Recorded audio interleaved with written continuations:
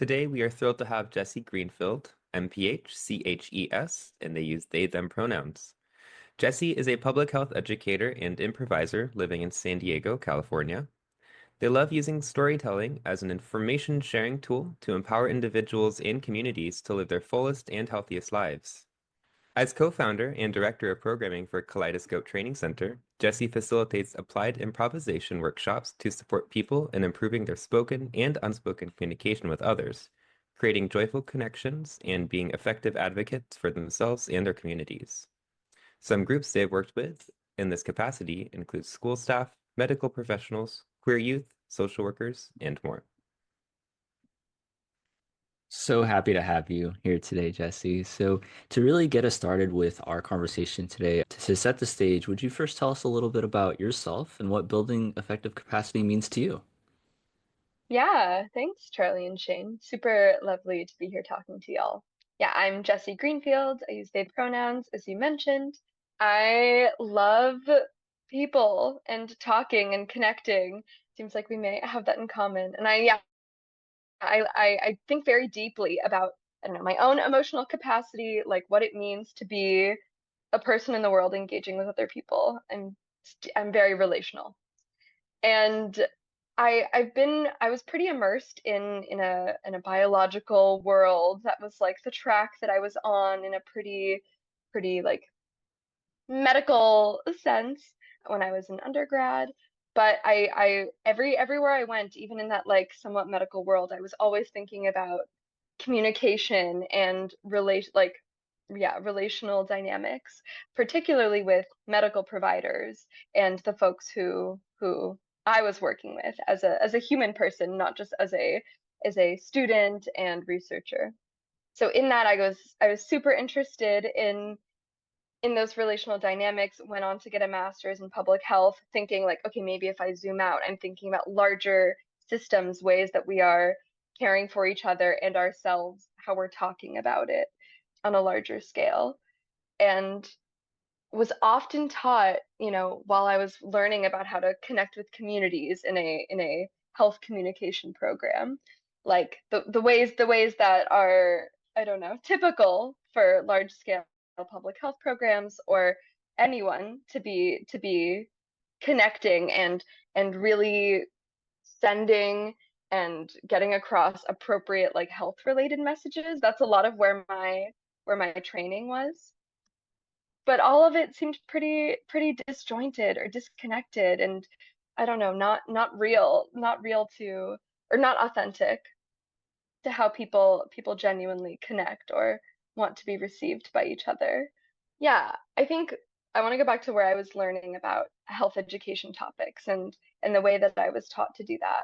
Not a lot of that felt very grounded in how we really connect with people, in a way that I was finding that it didn't account for like our emotionality or, health topics, or really so many things that we're communicating about do carry deep emotional weight, both maybe for ourselves, the people that we're talking to.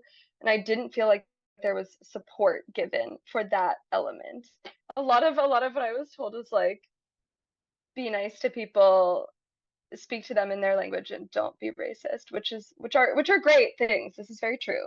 Definitely do that. But also, like, what else? Like, also, how do we hold space for other people while they are processing or thinking through very difficult, potentially emotional things? I'm thinking about this specifically when I was working for the San Diego County Public Health Department in like the wake of the vaccine rollout, the COVID-19 vaccine rollout. And there I was like working with community health workers all over the county, and folks were speaking with community members in their own communities, trying to support them in like sharing information about the vaccine. And that obviously comes with a lot of loaded emotions. A lot of people, there are very complicated situations, things that are loaded with interpersonal dynamics, I think. And a lot of the folks that I spoke with were like, I do not have the skills, the affective capacity, the training to be able to handle when someone comes to me sobbing because they're afraid because their husband won't let them get vaccinated, but they want to. Like, there's only so much like data you can share in a space like that. Really having access to your own affective capacity, as well as being able to engage with others and support them in kind of working through theirs and realizing where they're at, yeah, is hugely important. Yeah, you got me Yeah. thinking a lot in terms of when you talked about it in connection with the medical field, because I mean, I kind of think about it in the same way as well. Even as I was, going through my academic and career journey, like that's where I started as well. Like I was destined by my family to go to the medical field, but then it did have that missing link, that missing sort of connection piece that you mentioned, the relational.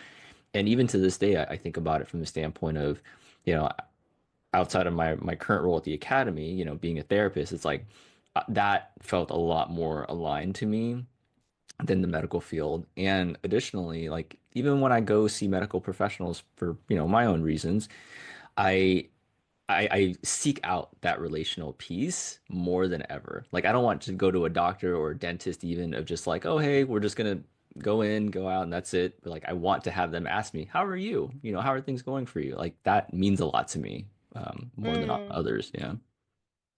Oh, I know completely. I think there's this whole element of I mean, relationship comes first in a lot of these dynamics. Like it is very hard to share maybe some difficult things if you don't feel like you trust this person or you don't have a relationship with them, or even that you don't trust that they like care to hear what is actually happening to you or important to you.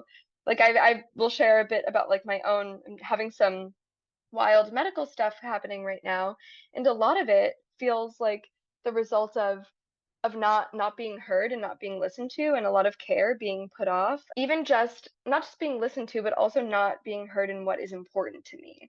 Like I'm having some knee issues, and I'm often told like, you're so young, you shouldn't need more care or another surgery. But I'm like, but I'm also so young, and things like my quality of life right now and how I'm able to move around are the most important thing to me, versus maybe when I'm 60 I'll get arthritis, which like probably I will anyway. So I don't know, I think just like actually having people engage with you on that emotional level is huge for trust building, is huge for also helping me access my own emotions. Like when I'm not told that what I'm experiencing is fake, that also really allows me to feel heard and supported and empowered to, I don't know, take charge of my own well-being and emotions, and definitely increases like my overall capacity. Thinking about affective capacity in the context of our working relationship. So you talked about it kind of high level. I'm wondering if it's also helpful to share a definition of affective capacity. I know it's a word that we've been using at the academy a lot recently, but I'm thinking there could be value in kind of like a setting the tone specifically for this episode. So I did look up a definition for affective capacity. It's growing from feelings, responses, and process-oriented discussions that are essential to form and strengthen healthy relationships with each other. Healthy working relationships improve our ability to problem solve and collaborate within and across teams. Increasing our affective capacity is a necessary step to changing our behaviors. So, I guess within the context of that definition, and then speaking to your own personal experiences, Jesse, what is the role of affective capacity in building and nurturing healthy relationships? There's so much there. I think it is really essential to be connecting in nurturing healthy relationships both. I also kind of want to frame that this is something that is important for like personal and professional work and life. And often I think while we feel maybe most resourced and our like affective capacity is highest, hopefully those two things are not too different potentially. Like how we are able to show up in our personal and professional lives. Obviously, knowing that those relationships we have at work are potentially quite different than the relationships we have outside of work. Knowing that, yeah, affective capacity goes with us wherever we are as a whole person and not a segmented robot. So I think, yeah, in terms of nurturing healthy relationships, so much of this is about really building out your own internal capacity, like internal affective, yeah, capacity, and really being able to know where you are, how you are doing in your own body, before you are able to really be deeply connecting with others, or while you are, deeply connecting with others. I think it's incredibly important. Yeah, I make this reference a lot. Like, we are not, as humans, we are not brains in a jar. I often will sometimes, especially when I'm on my computer doing like logistical tasks all day, I often forget that I am like a whole person with a body who needs to care for myself and connect with other people in order to feel whole, and like I'm able to enjoy what I'm doing and find meaning and value in it. Those relationships are really where I find that value.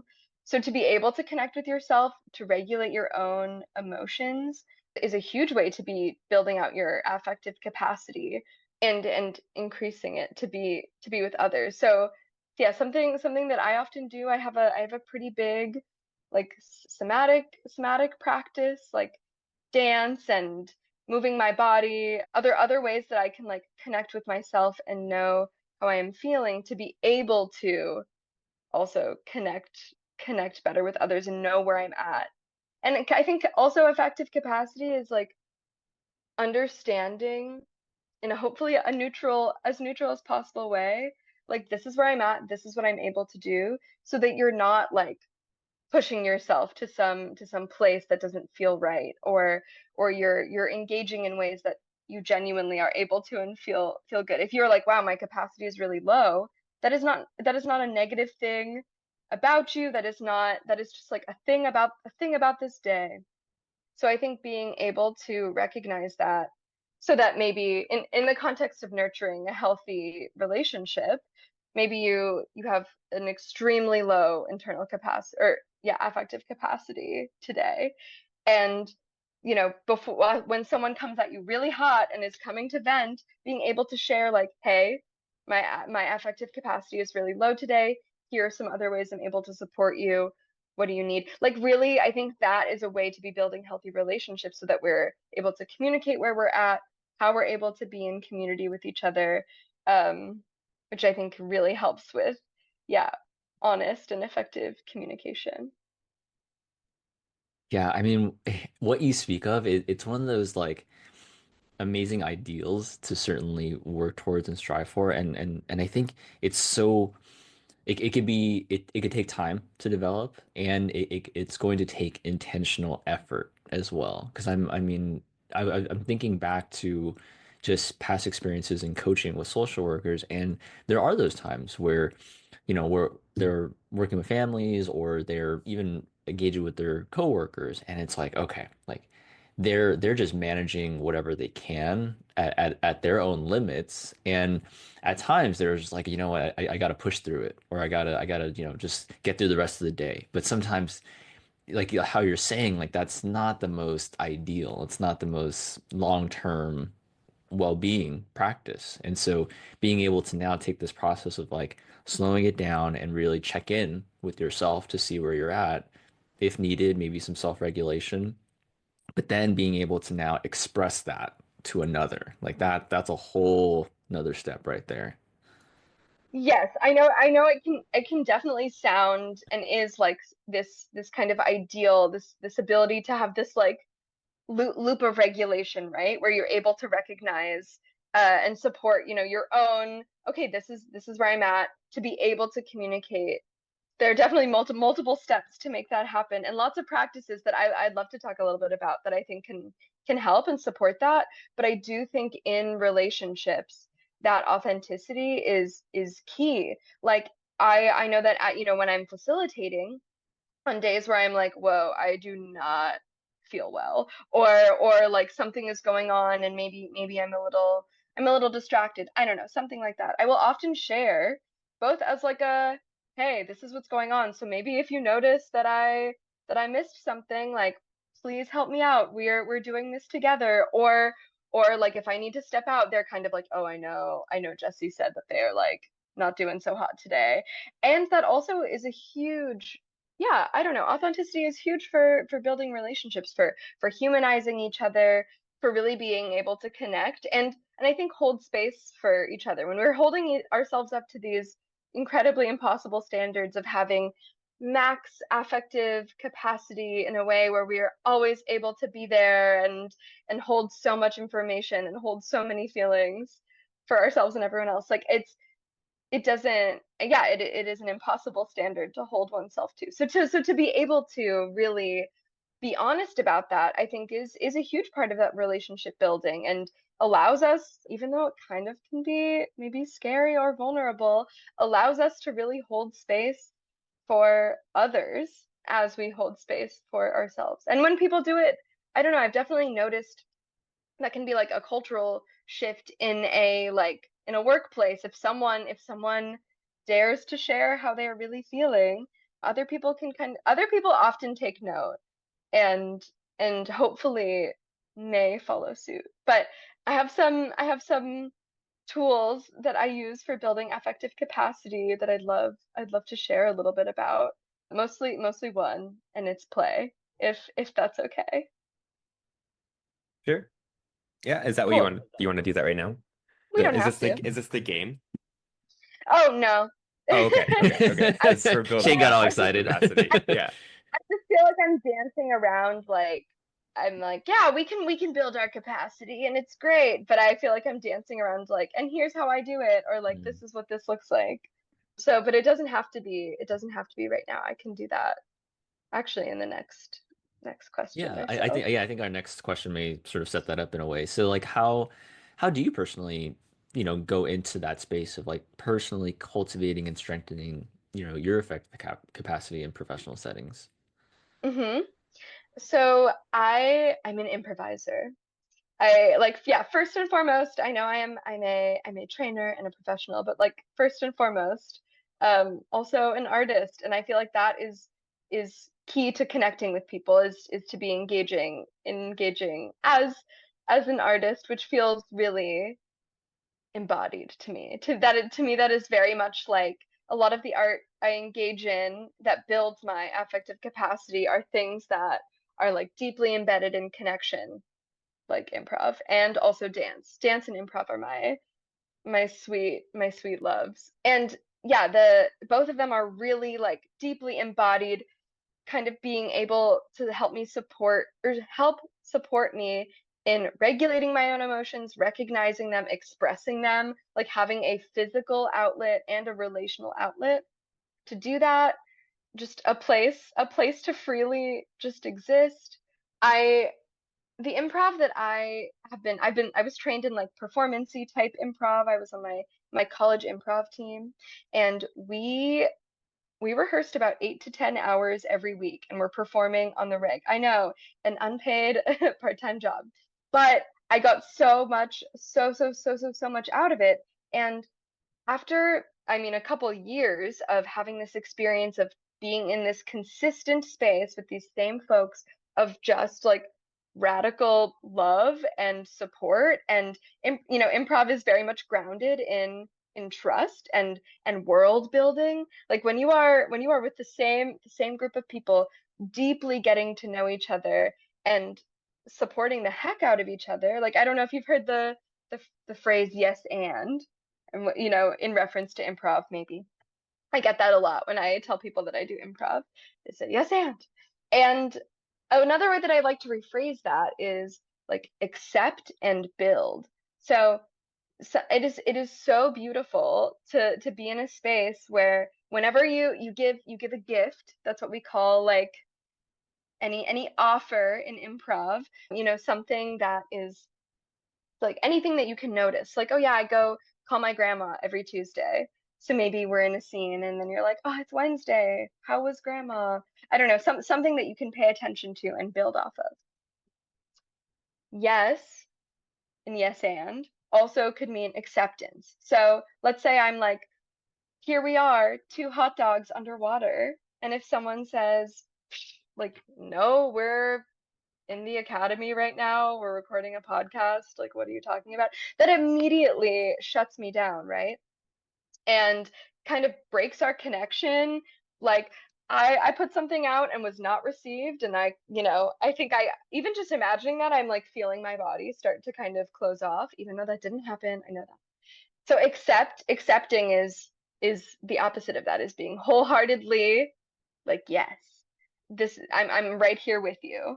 And the build of accept and build is, and then we're adding something else. Like, yes, we are hot dogs in space, and we have to find the bond right now, or, like, and like, building and collaborating. And to be in a space like that, where everything I did I knew would be supported, like that, I felt change my whole like body and brain. I noticed that my communication skills had definitely become like more clear. I felt more confident, like sharing things that might have felt uncomfortable for me to share before. Felt myself being more flexible, when you don't know what's about to be thrown at you, but you've got it and you'll be supported. Like, practicing these skills in a deeply regular and embodied practice, I was like, this has changed everything for me. So as kind of a pivot from my public healthy world, where I was a bit confused about how to genuinely be connecting with people in the methods that I was learning, I found actually through it's today, the Live Well Advance, the San Diego County conference, like lots of the like public service and human facing folks in the county come together for this. Someone was teaching an applied improv session. Dana, her name is Dana Gowan. We collaborate now sometimes. She's a legend. Dana was giving an applied improv session, and I emailed her and I was like, what is this? Who are you? How? What? This makes so much sense to me immediately. And so since then, a lot of my like professional affective capacity building journey, both for myself, like I realized how powerful this tool was, this tool of play and belonging and acceptance and self-reflection, to be able to build out our emotionality. Yeah, I started pretty immediately after learning about this, teaching applied improv workshops to be able to support lots of skills, but I think all in service of affective capacity, those things that I mentioned, like being able to reflect and notice how you are feeling, how to communicate that, how to be, how to communicate that confidently. And also the flexibility and resilience of, I don't know what's going to come at me, but I know I can handle it. That alone has like hugely impacted what I am able to handle on a day-to-day basis and how much capacity that I have. So the applied part of this improv, I just shared about like some games, talked about a hot dog in space. The way that this works, especially for folks who I know I'm giving a resource that might not be necessarily accessible to folks in its like very much in its specificity, but hopefully some of these elements of play can be used by lots of folks in this type of environment. But applied improv, the way we do it is we'll play this silly game. We'll play some sort of an improv game. Not for the point of performance, not like we're trying to get so polished because we're going to be on a stage or people are watching us. But we play a game. And afterwards, the applied part is the really juicy debrief, is the conversation we have to reflect and bring out that knowledge. Like, okay, what just happened? Like, not necessarily the specifics of, the details of the scene, like these two lions were, I don't know, that doesn't matter. What just happened in our bodies? How did it feel? What did we learn? And also how can we very specifically take that learning, that piece of embodied information, and bring that into our work or our lives? Because this type of, you can't teach or build out affective capacity on a slide in a training. You can't say, be compassionate on a slide and then expect people to get it. Having an experience of being compassionate in your body, even if you are in a silly circumstance or you're playing a game, that play actually allows our brain to expand in ways that like they can't when we're not playing. Our spongy play brains really allow for this capacity to grow, to imagine new ways of being, to really build out what we are capable of handling and sharing. So that is a huge way that I build that out for myself and love love getting to do with other people. I'm really excited to play our game. So I'm thinking about, yeah, you have my brain going in so many different directions. And I remember this happening when we did our little pre-session as well. So I'm thinking about affective capacity almost like it's a battery and it has Mm. capacity and maybe we can recharge it to get more. And maybe one of the ways that we recharge it is through this like simulation that you're describing, this way of improving with others. Okay, so let me try to bring my thoughts together. I think that this concept, affective capacity, feels very amorphous. It feels very conceptual, right? And it's about just like our ability to be with others. I think from what I'm learning from you, Jesse, is that it starts with our own understanding of ourself and our ability to connect with ourself and understand what we have. And one of the ways that we've been doing that within the academy is through bandwidth check-ins.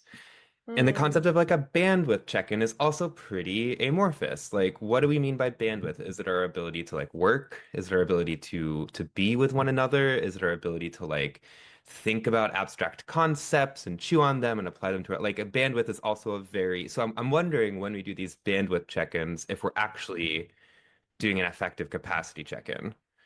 I think that that Hmm. might be part of what we're doing there. And I think it's an important step to recognize like what we can bring to a situation.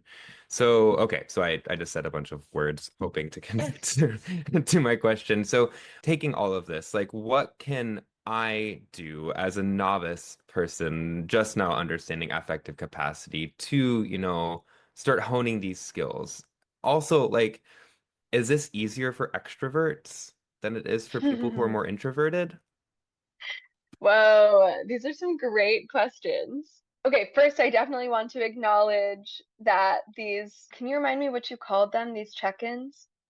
Bandwidth check-ins. Thank you. I just wanted to make sure I was using the right word.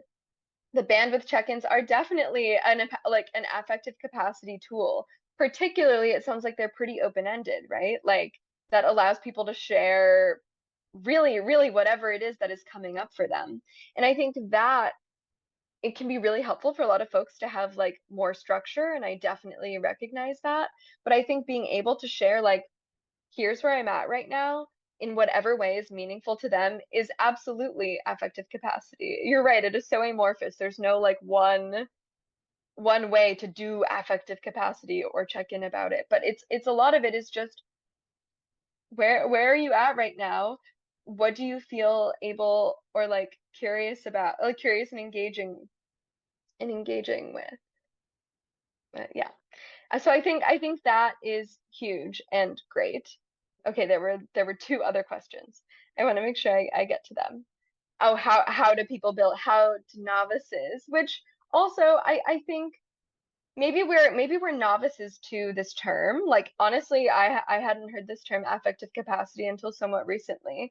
But it is something that I think we deeply know about ourselves or engaging with other people in relationships, even from being very young children. Like, oh, I'm seeing that like, sometimes this person has a lot can really hang out with me and we can have fun and play, or we're able to be together in this way, or like, and sometimes that is not true and we need to sit in silence. Like just noticing those things is also noticing your own and others' affective capacity. And I think something that we can do is it can feel a lot of it is this vulnerability work that I've talked about, and sharing and authenticity. If you are able to be checking in with yourself and have a good handle, and you don't need to be like so verbally like, I don't know, expressing in the most beautiful and eloquent way to be able to have high affective capacity and be a good communicator. You can be like, not today. And that in and of itself is like a great exercise in affective capacity. Just being able to check in with yourself like that. So I love a quick body scan. I often do that actually in a lot of the trainings that I do with the academy. A lot of the work is pretty heavy and is incredibly emotional and requires really high affective capacity. I actually last week I just taught a 2-day child maltreatment identification skills class, which is incredibly heavy, but also like incredibly vital to the work that the social workers that I'm training are doing. Like this is part of their job, and like literally building up their affective capacity for this type of work is the work, like is what they're in trainings for. Also is like not just like recognizing things, but like recognizing within themselves, like, oh, I feel activated right now. Maybe this is because of a past experience I've had. Being able to like, yeah, recognize, potentially compartmentalize if needed. Like these are the types of skills we're working on. And often it'll be like, yeah, we did a body scan and some breathing exercises all throughout the day to be like, okay, am I still able to even learn anything? Like, is my capacity at max? What do I need to take care of myself? And so much of that also is talking about it. I know, yeah, I know that can feel vulnerable. Having others to kind of talk these things through, like, wow, I'm noticing, like, I don't know, I'll just keep going with this example of this class that I was just teaching. You know, there's this whole cohort of people who are in this class together. And I noticed that during the breaks, the things like people were doing were joking around with each other, building relationships, really leaning on each other to be like, wow, that last one was heavy, right? Like, how are you feeling about it? So much of that, I know I mentioned a lot of self-reflection, but like doing that with others and with the support of others can be so helpful.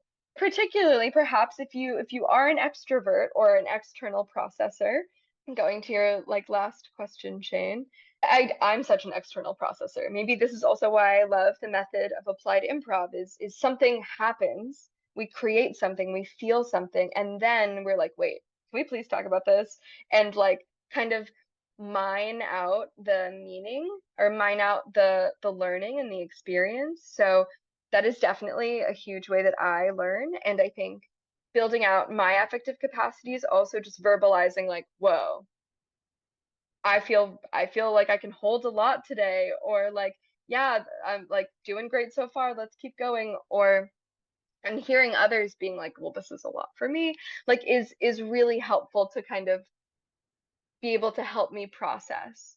If you are more of an internal processor, I'm not trying to say that external processors are always extroverts and internal processors are introverts, and I also do a lot of deep internal processing. But I think, yeah, for folks who are introverts and get that energy from deeply connecting with themselves, I think play is still like play and relationship and connecting in that way is a deeply powerful thing to be able to learn from others, but then coming back to yourself and checking in and doing that, like check in again, but just with you, like, okay, wait, now how do I feel after this relationship moment? Doing that body scan again. If you're a journaler, I know everyone recommends journaling, but especially if you are needing to like process with just you, journaling is a great anything that helps you check in with yourself truthfully. And that for me, that is often checking in with like a trusted colleague or partner or friend. But I know for some that is checking in with themselves in journaling. Um, and so yeah, so much of this, I'm gonna try to give some more concrete things. It's really hard not to use amorphous words like play, because for a lot of people that is something that is very difficult to access. I recognize that. Um, which is why I often lead actual workshops, because to have a supportive structure to do this kind of thing, a lot of adults often do not feel like they have spaces to play or connect deeply. A lot of, yeah, adults say it's hard to make friends, hard to meet people, hard to feel truly safe with people. So I definitely don't want to just gloss over that. But I think a great inroad, like if you're like, really, I've never thought about my emotions or affective capacity before. I think just noticing, again, ideally in a neutral way without judgment, just like, how do I feel right now? Let's say we're talking about this in a professional capacity. How do I feel with my coworkers? Am I able to share how I'm doing with them? How do I show up to work? Like, am I kind of putting on some sort of emotional mask? Do I need to do that for protection? Like, what does that look like? You know, if difficult conversations come up, how do I respond? Am I finding myself like needing to take a break outside or run to the bathroom? I think just recognizing those things is incredibly important in honoring your own capacity. And again, none of those things are necessarily bad things. If I'm saying, do I run to the bathroom to avoid having this emotional conversation? Like maybe that is something that you do not have the resources and capacity to do. That is not necessarily a bad thing, but I think it is so important to know why you're doing that, particularly so that you can also make sure that you're in a space that you feel good. If that is your goal and if that is important to you, to be in a workplace where you do have access to your own emotions and your own capacity. Like I've definitely had jobs where it is not safe for me to do that, and it took me a while to realize why I was feeling so off, because I was unable to feel, or to really be able to connect with myself and my emotions. I was very much encouraged to leave myself, like check myself at the door. But then, and recognizing that that is not something that I feel is not sustainable for me. It is not possible for me to do. So I left that role and found something that is more emotionally suitable. And it's not because, like, yeah, me not showing up with my full capacity was not my fault, not something I was doing wrong, but being able to check in with myself was actually really, really helpful in being able to find something that was a better fit. So just, yeah, I think some tips are really being able to non-judgmentally check in with yourself as much as possible. And that can also be through talking with definitely, like, talking with colleagues really helped me in that situation. I was like not the only one who felt that way, which was incredibly validating and really helps me talk through and process what I was feeling. Yeah, you have my brain just pew pew pew, just like going everywhere. And I think the two things that it made me connect to as well was like how different engaging with the affective capacity could be for each person. And for me, I thought about it from the standpoint of podcasting even. And so I remember when I first started podcasting, I did it with such a close friend where we had this built rapport, but then I noticed that and this may sound, just out there, but like I noticed like I was so engaged after I had done a podcast. Like my brain was just like going at 100 miles per hour, but in a good way. Like I felt like I was just so locked in and so connected with that person, connected with our conversation. And to some extent, there was some improving where, like you said, they bring up a topic, I'm responding back, I'm sort of building off of what they're saying, and it just felt like such a nice flow. And that was a time where I was just like, wow, like I've never been so just like deeply connected with myself, deeply connected with that person, but just connected, just topic to topic, brain moment to brain moment. And so that's what it reminded me of, and how it's so different for each person. They could find something that really they tap into something like that. And then you mentioned journaling as well. There's something I do in my therapy practice with clients, which is sort of a form of journaling, but doing also non-dominant hand journaling as well. So being able to tap into another part of their brain where, rather than just sort of journaling from, oh, hey, this is something that came up for me, but like when emotions do start to arise, not to ignore that, but switching over to your non-dominant hand and then start to write from there to unlock more of those deeply connected emotions that are the other part of our brain. So, yeah, you got me thinking a lot about some different things. Yeah, I love that. There are so many ways to be connecting and engaging, and I love that you noticed, like, oh wow, after I do this thing, I feel so curious, or like I feel incredibly resourced. Like knowing those things and recognizing like what lights you up, and like what are these things that build your capacity are so different from other people. Like maybe some people could leave a podcast and need to sleep for a week. But for you, if that is something that is like exciting and engaging, knowing that, and ideally if you have access, seems like now you're still doing it, which I'm glad being able to like continue to do those things and recognizing where you can, yeah, kind of recharge, using that like battery analogy that we talked about earlier. Like what are those things that that really recharge you and kind of build out your capacity again. And like letting yourself enjoy them. Mm-hmm. Absolutely. Okay. So Jesse, you've really talked about how this relates to individual folks and sort of also referencing like how colleagues can show up for one another. Now, I think we want to kind of like how can leaders start to foster an environment that encourages this growth of affective capacity among their team members? Yes, absolutely. Because yeah, I definitely don't want to just put it on individuals. And as I mentioned, like sometimes it is not safe in an environment for individuals to be connecting with themselves or each other. So definitely so much of this and like what people are able to do is really based on the culture of a workplace and psychological safety, how much people feel like they are able to be themselves, to connect with others, that they're safe to exist in their wholeness. And as I mentioned before, also so much of it is relationship based. And I know that happens interpersonally within colleagues, but also that is a thing that, leadership is also a part of, being able to have these one-on-one type of relationships.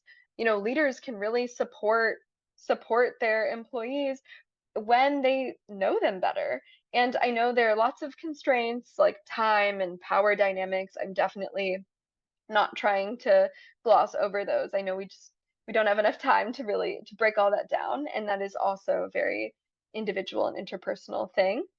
But really knowing what conditions people thrive in, setting up a space where it does feel comfortable enough for people to be genuine and to be sharing really encourages growth of affective capacity among team members. When people are having challenges at work and they genuinely feel supported, and they actually maybe they have the capacity to be supporting others, they can feel authentically, they can feel like they can authentically be themselves.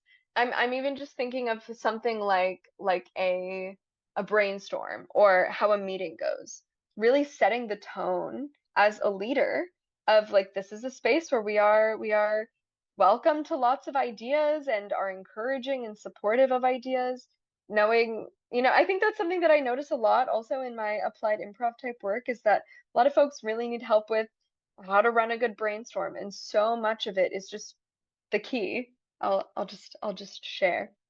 So much of it is not shutting down really any ideas in the beginning for like, oh well, that we can't afford that, or for whatever logistical reason, to really be able to let something grow and blossom and yes and it truthfully, to be able to say, okay, maybe like that later you can say no, that won't work. But if you didn't get to something, you know, I don't know, if you didn't get to this point, that doesn't make any sense, or what isn't feasible for your organization, this might not have gotten, this is like not a great analogy because we're on a podcast and it's verbal. An idea of we should all have rubber duckies at the end of every meeting because we love ducks here. That could take someone else to, okay, like, wait, actually we should have something at the end of every meeting that encourages us to do our best, or I don't know, like really allowing people's ideas to blossom and not be shut down is one example of creating environments where people feel like they can be. And I think really what it comes down to is, yeah, that relationship piece, so that people feel safe to share their ideas and know their ideas are valued. And I know that, yeah, time again is such a barrier, and not all folks have the ability to bring on like an outside facilitator, but I often feel that these types of activities that I'm mentioning, like specifically in terms of applied improv, if we're asking for silliness, if we're asking for realness, if we're asking for connection, something that really like can help level out that power dynamic is having someone else come in so that the leaders can also be a part of it, not keeping yourself so distant or being again the leader in this situation. Like if we're doing connection activities, like be in it, and ideally bring in someone else. It can make it feel more comfortable. And I don't know, some folks have also told me this in their personal lives too. They're like, yeah, I tell my kids this thing every day, but as soon as like someone else says it, it finally resonates. It feels like kind of a similar thing is like sometimes sometimes it can be really helpful so that you can be a part of the group, not just keep yourself distant from it. And let's see. Yeah, I think also especially in jobs that require lots of affective capacity, like maybe the folks who are listening to this podcast, people who work at the academy, so much of this work is deeply interpersonal and roles that, maybe require you to take on a lot of other people's emotions. Like Charlie, you're literally a therapist. Like these things require lots of emotional and affective capacity. I think also creating channels for support that are not just leadership. So it can be really helpful to have that outlet of leadership and creating a supportive team, but also making it very clear, like, here are some people that you can go to, or even on its most base level, encouraging relationships in between team members so that they know that they can go, and like reminding them that they can go to each other. All right, I think we're primed. We are ready for this game. I'm thinking, especially with what we've talked about up to this point, we've set the framework of this is what it can mean for our listeners. And then I think an idea that you wanted to bring in today was just for us to kind of experience something in this moment and for others to be able to kind of see what that could look like. So, I mean, Shane, if you're ready, I am. Yes, let's go. Great. Okay. I would love to play this simple game. I'm thinking of, yeah, in terms of building affective capacity. A lot of the way that I think about and plan like which games I want to play to work on which skills, yeah, are how much we can actually no. I'm not going to go too much into that. Scratch that. Okay, I want to play this game called Accept This. It's sometimes pretty tricky to play improv games virtually, but this one I've done virtually a handful of times, and a lot of it is game is about support. This game is about recognizing and like largely expressing your own emotions. So I'm gonna have you two play it. It's a two-person game, and we'll have you switch so both people get a chance to do both roles so you can feel what that feels like. So this game, Accept This, is really an over acceptance game. So I mentioned before, yes and also means accept and build. And the things that we're accepting are what we call gifts in improv. Yeah, which again are anything that you can notice or share. It can be like a tangible gift, or it could even be someone's body language, like the way they are standing or looking at us. Like I can tell that you've both been actively listening to me by like even on this video, like your body language and your posture. I'm seeing a lot of like nods as I speak, some smiles right now. Like all of that is like information to me and a gift of being like, okay, I kind of know where we're at. But if I'm standing here with like a super grumpy face, like that is also a gift. Like that is also information. So that being said, the first person to give an offer, okay, wait, whose birthday is next? Mine passed a few months ago, so maybe not mine. Same. When's your birthday, Charlie? June. Mine's July, so you're next. Oh, I guess I'm next. Wow. All right. Okay, okay. So Charlie will give Shane a neutral offer. Something like, here's your coffee, or it's a beautiful day, something neutral. And Shane will like over accept it with some big emotion. It can be any big emotion that comes to you, but let's say for the here's your coffee, I'm accepting it, and I am so thrilled to receive this beautiful cup of coffee. Oh my God, thank you so much. I literally could not live without this coffee. You've actually saved my life, and I'm so, so, so forever grateful for this and for you. Thank you so much. Something big, something big. Can be absurd. Big. Okay, so does that make sense? Do you have any questions? So Nope. I offer first. Mm-hmm. Okay. Okay. All right. Well, I'm gonna go big on my offer then. Shane, I would like to offer you a new home that has many bedrooms, that you have all the space you need, and the outdoors is abundance for you. So I would like to offer that to you. Charlie, as a millennial, I have never anticipated this day ever happening. So I do very, very much appreciate a home to live out the rest of my life. And I'm so excited for the 30 rooms. I'm assuming I will add a cat to each room. I think that would be the best use of the space. I can't really express to you the gratitude I'm feeling right now. I didn't anticipate this happening, and I'm kind of over the moon with this offer. Okay, gorgeous. Shane, would you like to offer something to Charlie? Yes, Charlie, I would like to offer you this camp spot. Oh, buddy. I I well, first off, I love candles, and one of my favorite candles has a foresty, outdoorsy vibe to it and smell. And so like to be immersed in that, I would just eat it all up. I would roll around in it. I would just take it all in. Of course, I have allergies, and so I kind of have to do a little bit of a glamping vibe to it. And so, but I would fully just soak that in. Thank you, Shane. Yeah, great job. Whoa, okay, that was awesome. And I loved how quickly you all just jumped right into that and gave such beautiful offers. Yeah, I'm curious, like maybe just to start, how did that feel? Mm. It felt like there was no limits to it. Like it felt Mm, like, oh, hey, like if I can offer you anything, like sky's the limit. And also like just the acceptance of it of the offer, it felt like it was either something I may or may not have needed, but it was just the gratitude to be given something that was it felt like a nice experience in itself. Like who wouldn't want to be offered something like that? That just sounds amazing. Yeah. mm.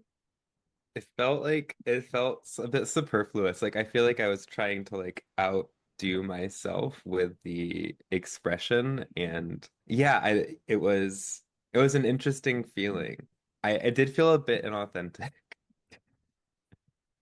Yeah. Yeah, wait, tell me more. Tell me more. I know this is obviously like a game. This, you're not actually receiving this home, unfortunately.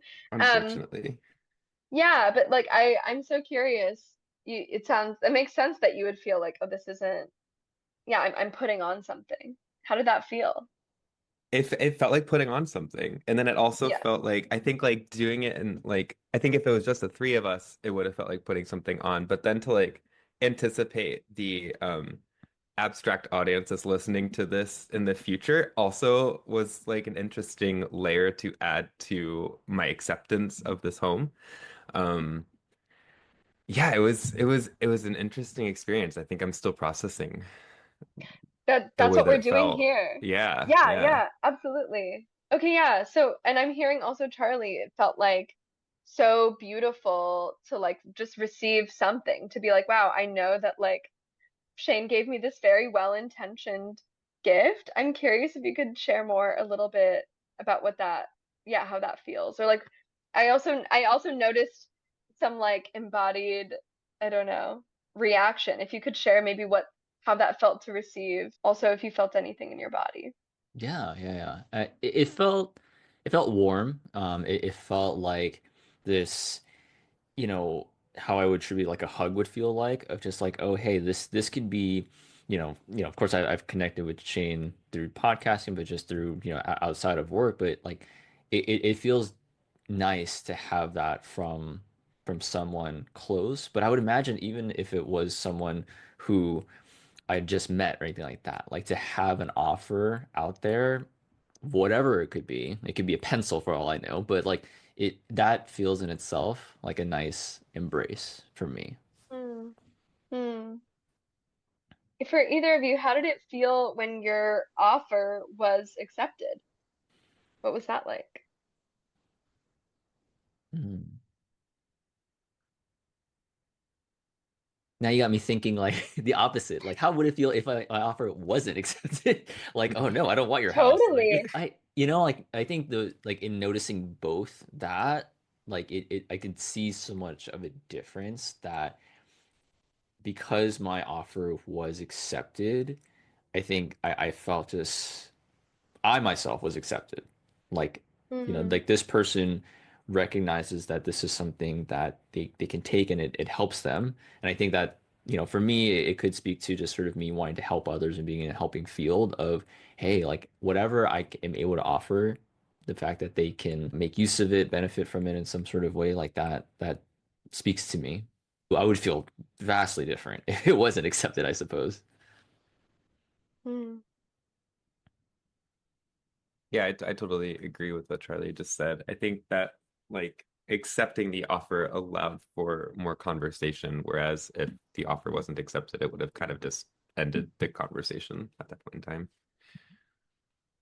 Yeah, absolutely. Like it can, I mean, it can change into so many things. Like I know even you mentioned Shane, it felt kind of forced or you were trying to outdo it, but the way you also were adding things like, okay, yeah, in each of the 30 rooms, I'm gonna put a cat in every single room. Like versus, no, I'm not gonna take your house, I don't want it.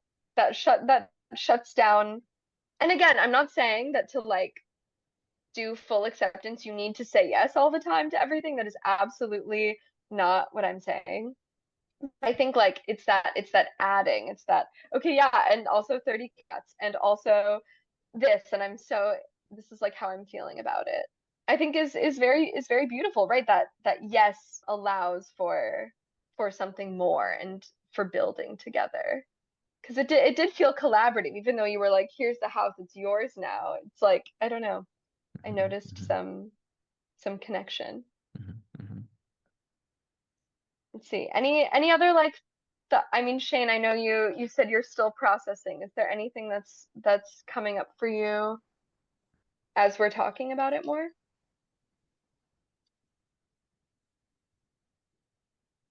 I think I'm trying to connect like this activity with ways that we could continue building affective capacity like within our organization. And so like in this scenario, well actually maybe could you kind of explain like high level like what the intention of this scenario is? Like what the goal actually is? Yeah, yeah. Yeah, absolutely. I'm glad you asked. Usually I kind of will this is like the meta piece of this where I'm like explaining while we are doing it Mhm. and kind of narrating what's going on. Usually at this next step, after if you had wanted to share more or process more, would have been like, how do we apply what happened or what we learned to our work? How is this relevant to building out affective capacity? So you got me before I could do it. But the intention with this is I was thinking about a multitude of things, right? I was thinking, okay, first of all, this is like the one game that we're going to get to play. So I want it to be a warm up. I'm not gonna put us into a game that maybe would require even more vulnerability or more connection. Also understanding that other people would be hearing this, and maybe this was our first time doing something like this together. So I wanted to kind of do something that felt pretty accessible, potentially very simple. Like it really just is giving a gift and accepting it, but big. So I think there's a psychological safety element here where we're practicing both relationship building and connection. As you both mentioned, like the act of giving a gift is in and of itself like a relational act, and kind of practicing that and not just like mimicking it but also experiencing that. Like you didn't literally get to give that campsite, but you did. So building that, and also like even just verbalizing, this is something that I want for you, or this is something that I wish to share with you, is this relational act. And the act of also, sometimes these can get a little silly, can get a little creative. So allowing for the space to do something maybe a bit bigger, to show a bigger emotion just in general, can maybe lead to like practice doing that can lead to feeling more comfortable, can lead to feeling more comfortable sharing emotions, maybe with this person or maybe with others in your team later on. So there's kind of like, it's a very simple exercise, but can help us build these skills. And also being like, wait, I gave an idea, I gave a gift, and someone really accepted it and ran with it.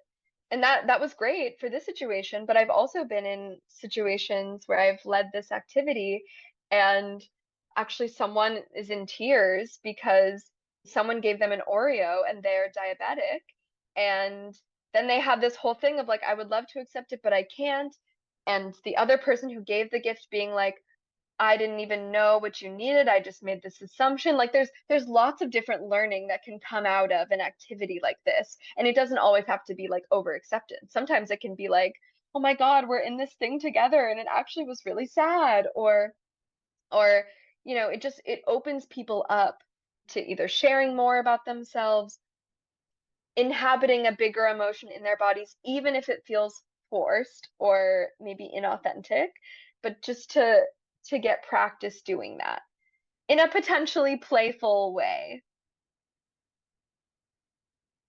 Yeah.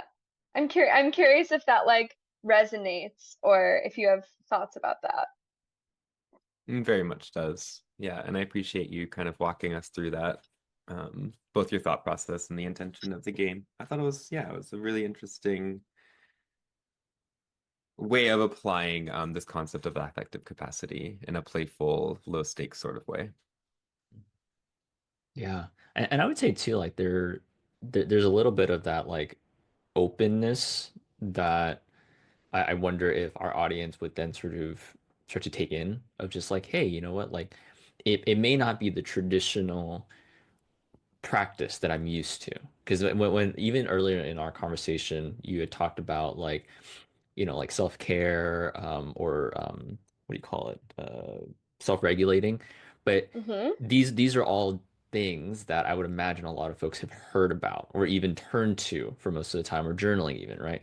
And Mm-hmm. something like this, I wonder if there's now sort of an invite of an openness to try other things that could tap into something different for each person. And just, I think that invite is really powerful sometimes because folks may be hesitant of the unknown or just sort of worried of, will this actually help me? Well, we never know. It could help you. It may not help you. And we may have different responses to it, even just from our play. However, there's an openness to kind of explore something different. Yes, absolutely. And I think it's that like non-judgmental exploration that is huge, like showing up to something. And I know like time is limited, resources are often limited. Um, but in this more abundance type mindset, knowing like, okay, I can show up to something to try it. Maybe it is not for me, but that is like part of my exploration and journey, and maybe I'll get a fun story out of it, or I'll meet a new friend, or like there's something that could come out of trying things in new ways. And so much of this building affective capacity. I mean, I notice that when I am doing the same thing every day and I feel in some sort of a rut, maybe, or I'm in this like very heavy, very predictable type of routine, my affective capacity is pretty low. But when I'm able to step outside of that, that is something also that improv has definitely gifted me, is this ability to like embrace the unknown and try new things in exciting ways, or like be excited about that even if it doesn't work. Because yeah, it definitely is an invitation to play around with it, to find the game. Like I'm yeah, back to your example, Charlie, of like really feeling ignited and resourced by podcasting. Like who would have thought? Maybe that's something that people have not tried before and might not expect, but I don't know. I think yeah, the willingness to try new things, to play, even if it feels awkward or maybe you're nervous to do it. I feel like those types of things, if you have this like core of some sort of safety, like you're a bit out of your comfort zone, but still within your safety zone. Um, that's a beautiful place to be.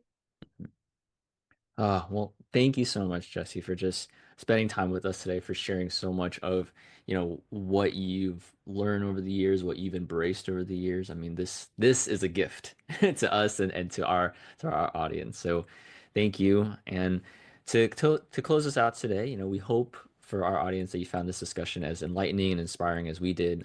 Don't forget to subscribe to our podcast for more conversations with experts who are making a difference in the world of DEI. If you have any questions or feedback, we'd love to hear from you. Until next time, stay committed to making the world a more inclusive place.